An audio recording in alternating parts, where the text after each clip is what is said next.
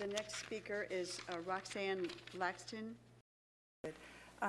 First of all, I agree with everything that Mr. Ridenour said. I really agree with everything. I agree that they should scrap the ordinances altogether. I don't believe that we should have these the restrictions on the possession of firearms. This new ordinance to restrict possession of firearms at the parks and recreation facilities will not protect our children or anyone else for that matter. What it will do, however, is create another zone for children and others to be slaughtered by criminals and crazy people. Another thing that will be accomplished by this ordinance is to restrict and criminalize law-abiding gun owners. Ordinances and laws that restrict the possession of guns, possessing guns or carrying guns are just attempts to chip away at our Second Amendment rights, and it is important to remember that always. When our Second Amendment rights are gone, then we have no other rights.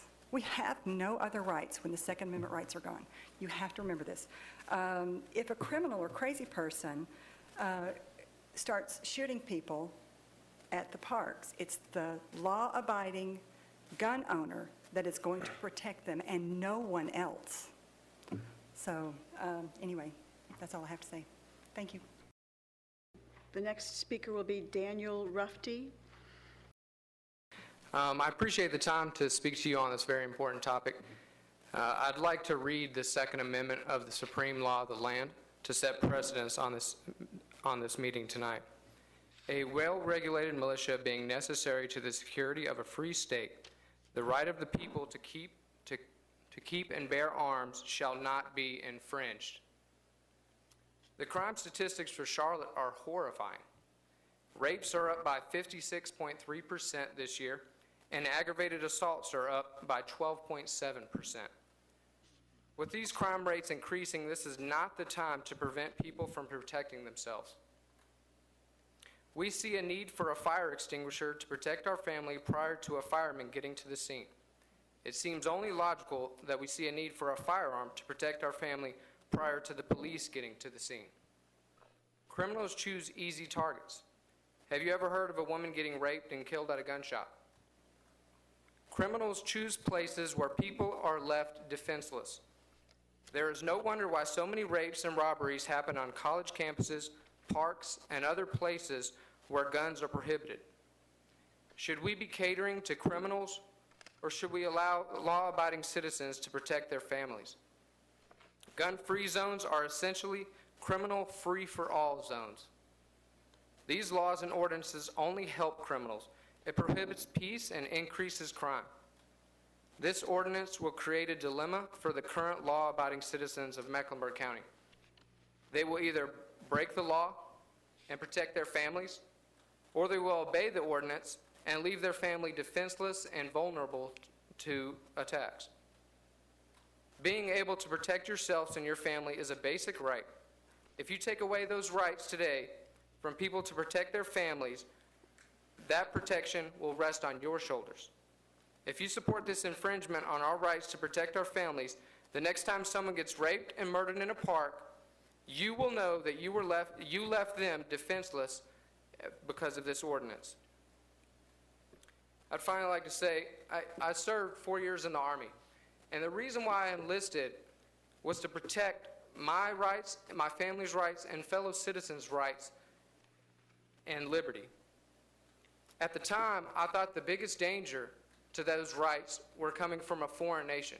I never thought in a million years that back home my representatives would be trying to infringe on those rights. So I ask all of you to not support this ordinance. Thank you. I think our last speaker is Gary Laxton. Thank you, Madam Chair. This is the first time I've been here to speak as well, and been very impressed. And I certainly was impressed with Mr. Ridenour's comments on the thing, and certainly second everything that's been said this evening. And Mr. Rufty certainly incredible. And I'm not going. I don't think I have anything new to say or really add other than to add my voice as a citizen of this great nation. to supporting the Constitution of this nation. And that certainly, that second amendment, and where our rights shall not be infringed in regarding the right to bear arms. And it has already been infringed. It's already been infringed. And to infringe upon it more, I just cannot grasp that concept. So I don't know why we're trying to infringe on it more. What are we responding to? What are the statistics that we have of slaughters in the parks? I mean, sure, there are crimes, but they're crimes done by people who do not obey the law to begin with. These are not people that obey the law that are performing these crimes. What we are doing is reducing our ability to respond. I think if we went to a park, and there was an officer there were 5 officers there were 10 officers, I would feel safer. But without an officer being there, secondly, I would feel safer knowing that there was someone with a concealed carry there.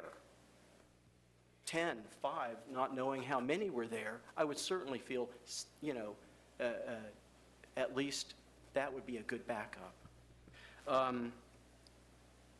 What we aren't doing by passing this resolution is making our families and our children safer. There are record numbers of people out there that are going for concealed carries and for all kinds of things to support and help make themselves safer. At this time, I think the people feel that is a concern, a valid concern. And since when are we guilty until proven innocent? That's not been the way that we have done this land. You have 30 seconds. We are normally innocent until proven guilty, and I feel like these types of resolutions are saying everyone's guilty, everyone is guilty, and that's all I have to say. Thank you.